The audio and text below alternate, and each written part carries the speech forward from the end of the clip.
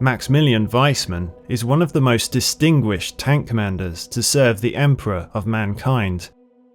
Hailing from the illustrious lineage of a noble household on König Prime, Weismann's family has served the Imperial Guard since the era of Macarius himself. His formative years were dedicated to preparing for his destined role. He received training in the art of dueling with a rapier and mastering the cavalry sabre, skills intrinsic to König's heritage. At the young age of 14, he began his journey in the planetary defense forces and quickly rose to lead a Rough Rider squadron by the time he was 16. Upon turning 18, he was enlisted in the Imperial Guard, and he transitioned from horseback to piloting a formidable Lehman Russ battle tank. Remarkably, he held on to his riding crop as a memento throughout his storied career. Starting as a tank commander and later ascending to the role of squadron commander, Weisemann continuously demonstrated valour and expertise on battlefields such as the Maas and Baelor Secundus. By the culmination of the protracted Baelor campaign, spanning 3 years, his tally of enemy vehicle eliminations stood at an impressive 98. Recognising his extraordinary talent, Weisemann was bestowed with an honorific transfer to a super heavy tank detachment, a unit equipped with 3 formidable Lucius pattern Baneblades. It was here that he assumed command of the Baneblade No. 212, christened Arthusa. In this role, Weisemann would go on to achieve legendary status, etching his name into the annals of glory for generations to come. As a commander, Weisemann embodied sternness and uncompromising dedication. He demanded unwavering discipline from his crew and soldiers. Daily rituals included morning and evening masses, with the vehicle's machine spirits receiving devout veneration. His crew adhered to a rigid regime of prayer, maintenance, and intense training that would often rival that of actual battle. Despite the exacting discipline, Weismann's crew held him in the highest regard. They recognized that with him at the helm, victory was assured, a testament to his leadership that endured for more than 4 decades. Weismann's distinguished career came to its conclusion on the planet of Colonia. Today, a shrine in his honour graces the very spot where his final battle unfolded. The valiant soldiers of the Imperial Guard's 7th Mortant Regiment were pitted against the Orc forces under the command of Warlord Garag Badtooth. These greenskins had recently breached the defensive line along the Cambia River and established the bridgehead, with reinforcements pouring across the bridge, preparing for a breakout. Weisemann and his crew took their place within the ranks of the 7th Mortant, forming part of the holding force. Their tank, the vanguard of their company, was strategically positioned to obstruct the main road leading from the bridge. In the early stages, scouting teams brought news that Orc battle wagons and buggies were gathering on their side of the river, poised for an assault. Rather than awaiting the arrival of the rest of their company, Weisemann made a bold decision to strike first, preventing the Orcs from amassing enough strength to breach the thinly spread defensive lines.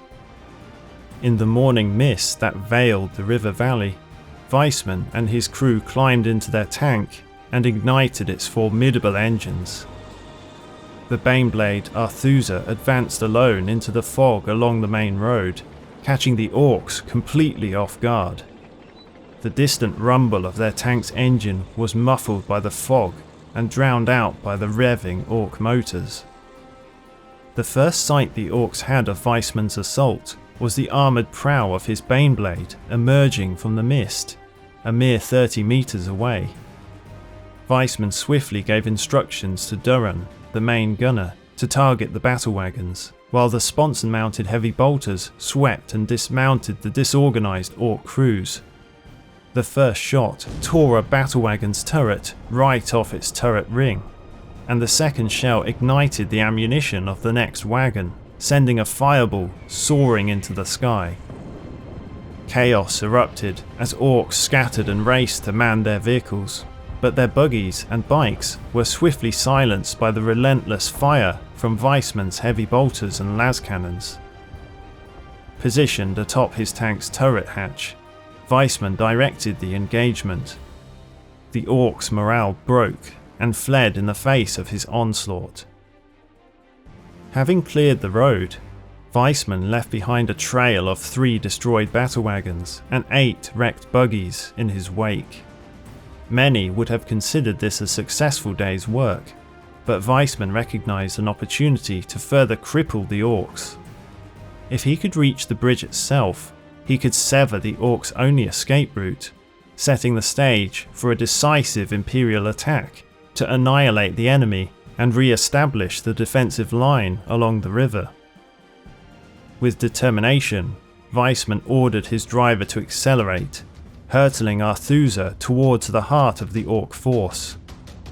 Tech adept Magala, praying to the machine spirit, pushed the engines to its maximum speed. As Weismann's tank advanced, orc vehicles and squads sporadically emerged from the fog, only to be met with the deadly firepower of Arthusa's cannons. However, the tank's lumbering approach allowed the orcs time to react and regroup. The war boss Badtooth amassing his forces at the bridge to repel the impending attack. The lifting fog revealed the bridge through Weismann's scanner, where swarms of greenskins had occupied defensive positions behind sandbags left by the previous defenders. More buggies and battle wagons awaited their command. Loader Oral reported that the main gun was ready for firing, and the gunner aimed at the first battle wagon. The gun's immense discharge exposed the Baneblade's position, prompting the orcs to retaliate with a barrage of fire from all their weapons. Ducking inside the turret for cover, Weismann ordered the tank forward. Weapons loader Oral grimly reported that they had only 7 rounds of ammunition left for the main battle cannon, but Weismann pressed on. Orc projectiles ricocheted off the Baneblade's formidable armour as it relentlessly closed the distance to the bridge. During the onslaught, the driver sustained injuries from fragments of interior armour that struck him in the shoulder. Momentarily stunned, the tank veered off the road and plunged into the boggy terrain. Weismann called for the release of smoke to provide cover, while the wounded driver, Lowe, received medical attention. Outside, orc tank hunters stealthily advanced, encircling the stranded Baneblade. As the smoke dissipated, Lowe struggled to get the tank moving again.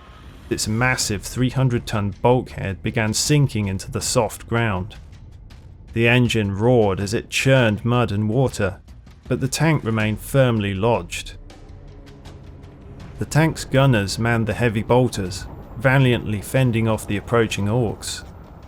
They knew that once their ammunition was depleted, they would be defenseless, sitting ducks. Comms operator Tobias urgently called for assistance, and a relief force of armoured first squads was hastily assembled, poised to advance along the road. However, it would be at least an hour before they reached the beleaguered Arthusa. With Weismann's crew unable to approach the immobilised behemoth, War Boss Badtooth ordered the fighter bombers to target the trapped tank.